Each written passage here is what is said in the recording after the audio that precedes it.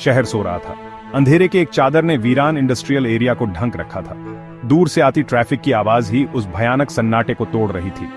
एक अकेली कार आई, उसकी हेडलाइट्स अंधेरे को चीरती हुई। अंदर 2 पेट्रोलिंग करने वाले कांस्टेबल, जवान और नए, अपने आसपास देख रहे थे। अचानक धातु की एक चमक उनकी नजर में पड़ी। उत्सुकतावश उन्होंने कार रोकी और बाहर निकल आए।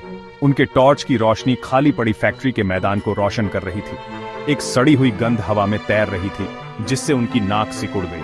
वो बदबू का पीछा करते रहे। उनके दिल किसी अनजाने डर से धड़क रहे थे।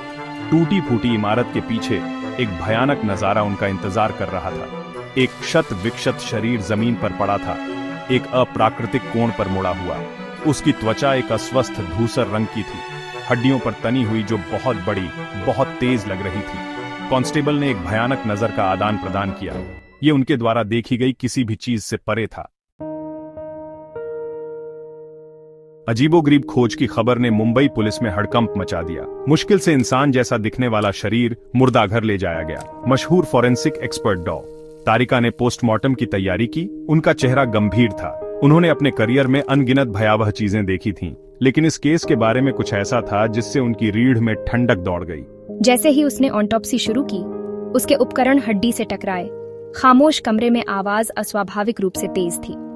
शरीर के आंतरिक अंग उसके बाहरी हिस्से की तरह ही विकृत थे, विकृत आकृतियों में मुड़े हुए थे। लेकिन यह डीएनए विश्लेषण था जिसने डॉ. तारिका को वास्तव में झकझोर कर रख दिया। जेनेटिक मेकअप ऐसा था जैसा उसने पहले कभी नहीं देखा था। इंसान और किसी और चीज का एक विचित्र मिश्रण, कुछ अनजान, कुछ भयानक। उसके हाथ कांप रहे थे। जैसे ही उसने अपने निष्कर्ष लिखे, उसके पेट में एक ठंडा डर बैठ गया। यह कोई साधारण मर्डर नहीं था, यह कुछ और भयावह था। डॉ. तारिका के निष्कर्षों की खबर सीआईडी के कठोर नेत्रों वाले प्रमुख एसीपी प्रद्युम्न तक पहुंची जब वह अपनी सुबह की चाय पी रहे थे।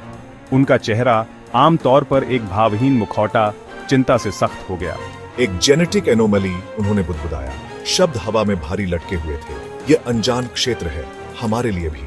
सीआईडी टीम अपने मुख्यालय में इकट्ठी हुई, सांस रोककर सुनती रही, क्योंकि इंस्पेक्टर दया ने मामले का विवरण सुनाया। अभिजीत ने सोच में अपनी भौहें सिकोड़ते हुए सबके मन में उठ रहे सवाल को आवाज दी। ऐसा किस तरह का प्राणी कर सकता है? जवाब उनके उम्मीद से जल्दी आ गया। स्थानीय पुलिस स्टेशन के एक उन्मत्त कॉल ने खाली पड़ी फैक्ट्री के आसपास के इलाके में हिंसक हमलों की एक श्रृंखला की सूचना दी। प्रत्यक्षदर्शियों ने एक विशाल छायादार आकृति का वर्णन किया, जिसकी आंखें एक भयानक रोशनी से चमक रही थीं। राक्षस शब्द फुसफुसाया गया, जिससे उनकी रीढ़ में कंपकंपी दौड़ गई। जैसे ही राक्षस की अफवाहें जंगल की आग की तरह फैलीं, शहर दहशत में आ गया। मीडिया उन्माद में चला गया। सीसीटीवी कैमरों में कैद प्राणी की धुंधली तस्वीरें प्रसारित कर रहा था। जनता को घर के अंदर रहने की चेतावनी दी गई थी, लेकिन दहशत पहले ही फैल चुकी थी। इस बीच सीआईडी पहेली को जोड़ने के लिए अथक प्रयास कर रही थी। उन्होंने सुराग के लिए अपराध स्थल की छानबीन की, गवाहों का साक्षात्कार लिया और सीसीटीवी फुटेज का विश्लेषण किया। प्राणी की हरकतें तेज, शक्तिशाली और पूरी तरह से अमानवीय थीं। उसकी ताकत तर्क को धता बताती प्रतीत हो रही थी, जो उसके पीछे विनाश का निशान छोड़ रही थी। लेकिन इस अराजकता के बीच एक महत्वपूर्ण सबूत सामने आया। एक गवाह, एक बेघर आदमी जो अक्सर खाली पड़ी फैक्ट्री में जाता था, ने दावा किया कि उसने हमलों के शुरू होने से हफ्तों पहले लैब कोट में पुरुषों को इमारत में प्रवेश करते देखा था। उसने अजीब आवाजों, टिमटिमाती रोशनी और रसायनों की तीखी गंध की बात की। क्या यह राक्षस की उत्पत्ति के रहस्य को उजागर करने की कुंजी हो सकती है? सीआईडी खाली पड़ी फैक्ट्री पर उतरी। उनके हथियार तैयार थे। इमारत एक भयानक सन्नाटे में डूबी हुई थी। हवा प्रत्याशा से भरी हुई थी। जैसे ही उन्होंने सावधानी से भूल भुलैया गलियारों के माध्यम से अपना रास्ता बनाया, रसायनों की बदबू तेज होती गई। ये गंध असहनीय है, हम करीब पहुंच रहे होंगे। आखिरकार वे एक छिपे हुए दरवाजे पर ठोकर मार गए। उसका धातु का फ्रेम मुड़ा हुआ और फटा हुआ था, जैसे कि अंदर से जबरदस्ती खोला गया हो। इसके पीछे एक दृश्य सीधे एक बुरे सपने से निकला हुआ था। इस जगह को देखो, यह किसी हॉरर फिल्म जैसा है। कमरा एक अस्थायी प्रयोगशाला थी, जो बुदबुदाती हुई बीकर, टिमटिमाते मॉनिटर और गलत हो चुके वैज्ञानिक प्रयोगों के भयावह अवशेषों से भरी हुई थी। यहाँ दुनिया में क्या हुआ? और वहां एक धातु की मेज से बंधा हुआ था वह प्राणी। उसकी छाती मुश्किल सांसों के साथ ऊपर नीचे हो रही थी। उसकी चमकती आंखें कमजोर रूप से टिमटिमा रही थीं। लेकिन अब यह सीसीटीवी फुटेज वाला मॉन्स्टरी चेहरा नहीं था। यह एक युवक था। उसका शरीर मुड़ा हुआ और जख्मी था। उसकी आंखें दर्द और डर के मिश्रण से भरी हुई थीं। वह इंसान है। उन्होंने उसके साथ क्या किया है? सीआईडी टीम स्तब्ध मौन में खड़ी थी। उनके सामने भयावह वास्तविकता से जूझ रही थी। जान से जूझ रहे युवक को कड़ी सुरक्षा के बीच अस्पताल ले जाया गया। सीआईडी के मेडिकल एक्सपर्ट डॉ सलुंखे ने उसे स्थिर करने के लिए अथक प्रयास किया, लेकिन उसकी हालत गंभीर बनी रही। उसका डीएनए, जैसा कि डॉ तारिका ने पुष्टि की, अनियंत्रित वैज्ञानिक महत्वाकांक्षा के खतरों का एक भयावह प्रमाण था। इस बीच लैब ने सबूतों का खजाना दिया। पत्रिकाओं, शोध पत्रों और कंप्यूटर फाइलों ने आनुवंशिक हेरफेर में एक विकृत प्रयोग का विवरण दिया। मानव विकास के रहस्यों को उजागर करने के लिए जुनूसी एक दुष्ट वैज्ञानिक ने खुद को पहले परीक्षण विषय के रूप में इस्तेमाल किया था, लेकिन उसका प्रयोग बुरी तरह से गलत हो गया था, जिससे एक मॉन्स्टरी दुष्प्रभाव सामने आया जिसे वह नियंत्रित नहीं कर सका।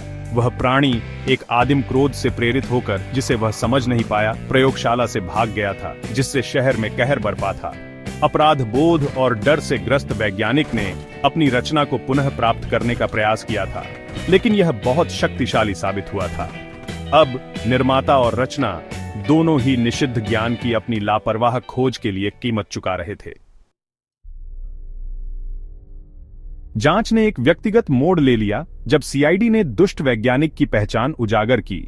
डॉ विक्रम राणा, डॉ तारिका के एक पूर्व सहयोगी, इस ज्ञान से प्रेतवाधित होकर कि कोई जिसे वह जानती थी ऐसा अत्याचार कर सकता है।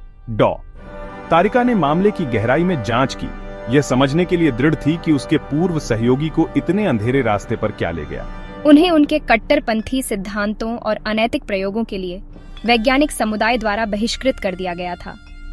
मान्यता की प्यास से प्रेरित और महत्वाकांक्षा और आक्रोश के खतरनाक कॉकटेल से प्रेरित होकर वह छाया में पीछे हट गया था। उसका काम तेजी से लापरवाह और अनियंत्रित होता जा रहा था। मामले ने डॉ तारिका को विज्ञान की नैतिक सीमाओं, प्रगति और विनाश के बीच की बारीक रेखा का सामना करने के लिए मजबूर किया। उसने महसूस किया कि ज्ञान की खोज चाहे कितनी भी महान क्यों न हो, अगर नैतिकता और करुणा द्वारा अनियंत्रित छोड़ दी जाए तो उसके विनाशकारी परिणाम हो सकते हैं। सच्चाई सामने आने के बाद सीआईडी ने डॉ राणा के लिए पूरी तरह से तलाशी अभियान शुरू किया। उन्होंने उसे शहर के बाहरी इलाके में एक दूरस्थ स्थान पर ट्रैक किया, जहां वह देश छोड़कर भागने का प्रयास कर रहा था। एक तनावपूर्ण गतिरोध शुरू हुआ, जिसमें डॉ राणा पागलपन के कगार पर पहुंच गए ने एक बार फिर प्राणी को मुक्त करने की धमकी दी। लेकिन हमने न्याय के प्रति अपने अटूट समर्पण के साथ पीछे हटने से इनकार कर दिया।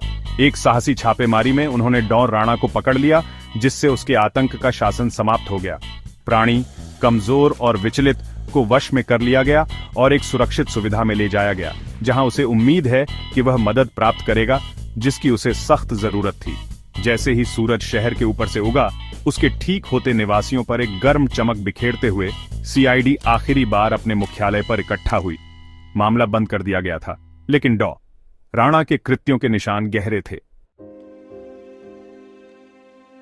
एसीपी प्रद्युम्न ने अपनी टीम को संबोधित किया। उनकी आवाज मामले के भार से भारी थी। ज्ञान की खोज एक महान प्रयास है, लेकिन इसे हमेशा नैतिकता, करुणा, जीवन की पवित्रता के प्रति गहरे सम्मान से नियंत्रित किया जाना चाहिए। वह रुक गया, अपने शब्दों को अंदर जाने दिया। डॉ राणा की हरकतें एक कड़ी याद दिलाती हैं कि सबसे प्रतिभाशाली दिमाग भी महत्वाकांक्षा और सत्ता की लालसा से भ्रष्ट हो सकते हैं। न्याय के संरक्षक के रूप में यह हमारा कर्तव्य है कि हम यह सुनिश्चित करें कि इस तरह के अत्याचार फिर कभी न हो। जैसे ही टीम कमरे से बाहर निकली, प्रत्येक अधिकारी अपने साथ एसीपी प्रद्युम्न के शब्दों का भार लेकर गया। वे जानते थे कि उनका काम अभी खत्म नहीं हुआ है। अंधेरे के खिलाफ लड़ाई, उन ताकतों के खिलाफ जो शोषण और भ्रष्ट करने की कोशिश करती है, जारी रहेगी। लेकिन वे तैयार थे, न्याय के प्रति अपने अटूट समर्पण और सच्चाई की शक्ति में अपने अटूट विश्वास से लैस।